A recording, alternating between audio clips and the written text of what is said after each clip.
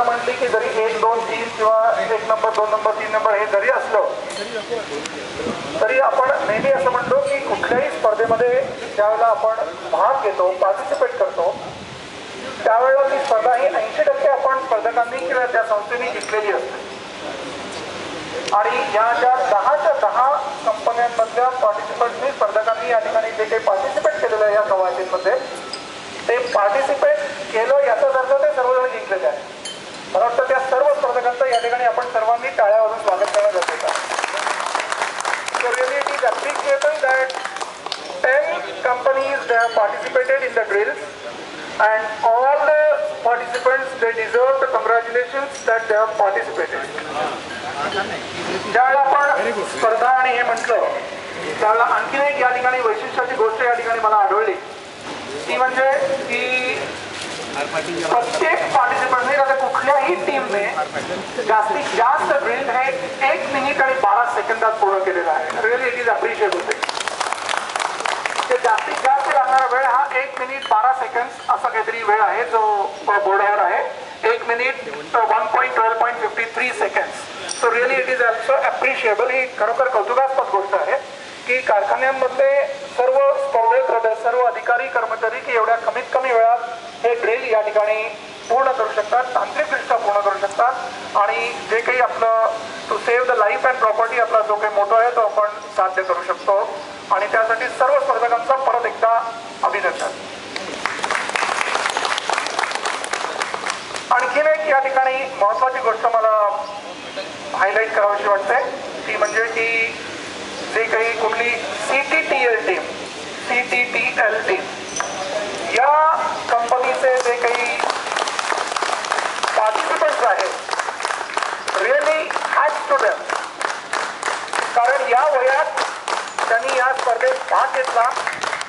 नुसता भाग घेतला असं नाही पण त्यांनी जे काही ड्रिल पूर्ण केलेलं आहे ते ड्रिल 54.60 सेकंदात त्यांनी पूर्ण केलेलं आहे विदाउट पेनल्टीज.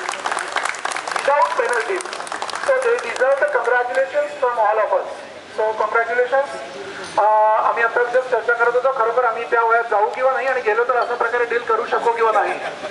सो रिअली दे डिझर्व्स. आणि परत म्हणजे आमच्या सर्व टीम मेंबर्स तर्फे त्यांचं परत एकदा अभिनंदन. आता राहिला प्रश्न पहिला, दुसरा आणि तिसरा कोण राहिलेलं आहे तर मला वाटतं हे अधिकृतरित्या जाहीर करणं एवढंच माझ्या हातात राहिलेलं आहे. फक्त सर्व आपल्या डोळ्यासमोर आहे.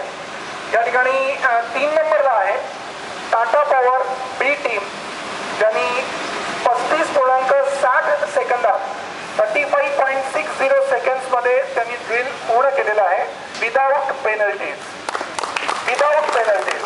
So congratulations to them also. Number 2ला आहे Tata power A team 35.53 second.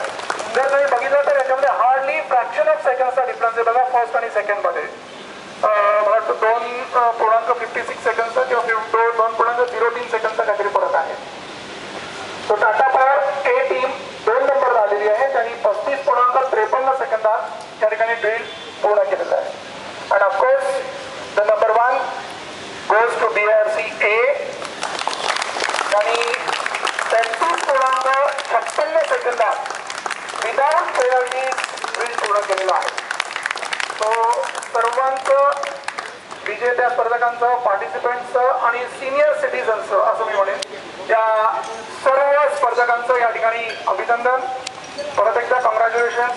आणि ज्या काही या ठिकाणी आपण अनवधानाने ज्या काही आपल्या चुका झाल्या असं मी म्हणेन मुद्दामून नाही किंवा प्रॅक्टिसमुळे किंवा कमी प्रॅक्टिसमुळे असंही नाही पण अनवधानाने ज्या काही किरकोळ काही गोष्टी झाल्या किरकोळ चुका झाल्या या चुका आपण प्रत्यक्ष आगीवर किंवा प्रत्यक्ष आग विझवताना आपण कशा प्रकारे कमीत कमी करू शकू त्या कशा प्रकारे टाळू शकू या बाबतीत जर आपण नियमित प्रॅक्टिस नियमित सराव आपण आपल्या कारखान्यामध्ये केला तर नक्कीच भविष्यात सर्व टीम्स या नंबर 1ला असतील आणि आमचं जजेसचं काम आणखी अवघड होऊन बसेल.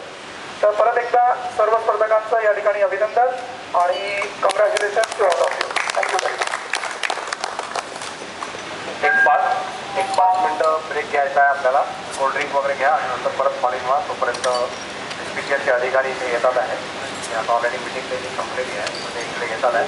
तर क्विकली तुम्ही ब्रेक घ्यायचा आहे, कोल्ड्रिंक घ्यायचं आहे आणि इथे परत येऊन फॉलोइंग व्हायचं आहे. आपल्याला 5 प्रोग्राम आहे.